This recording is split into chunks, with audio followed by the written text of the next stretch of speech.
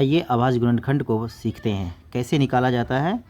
तो सबसे पहले अगर आप लोगों ने अगर एलसीएम पढ़ा होगा तो जिस प्रकार से एलसीएम बनाते हैं ना, ठीक उसी प्रकार से अभाज्य गुणनखंड का भी सॉल्व करते हैं।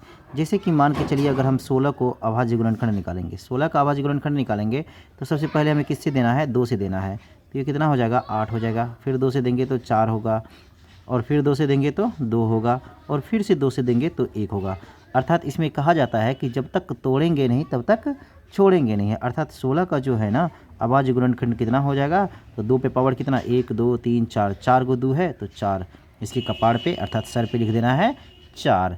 ये इसका अभाज्य गुणनखंड निकल गया। जैसे कि मान के चलिए हम 24 का अभाज्य गुणनखंड निकालते हैं तो सबसे पहले किससे देंगे, 2 से देंगे, और क्या हो जाएगा ये 12, क्योंकि 2 से ही लगेगा।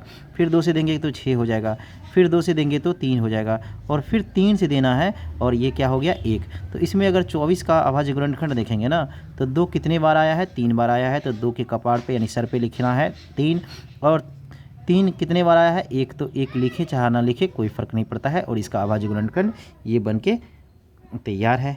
इसी प्रकार से और भी किसी संख्या का अभाज्य गुणनखंड निकालें, जैसे कि मान के चलिए 8 का ही अभाज्य गुणनखंड निकालते हैं तो क्या हो जाएगा ना, सबसे पहले 2 से देंगे और ये 4 होगा, फिर 2 से देंगे ये 2 हो जाएगा, और फिर 2 से देंगे तो ये 1 हो जाएगा। इस प्रकार से 8 का जो गुणनखंड हो गया अभाज्य गुणनखंड, वो 2 पे पावर कितना हो जाएगा 3, ये 2 नहीं 8 का अभाज्य गुणनखंड निकल गया।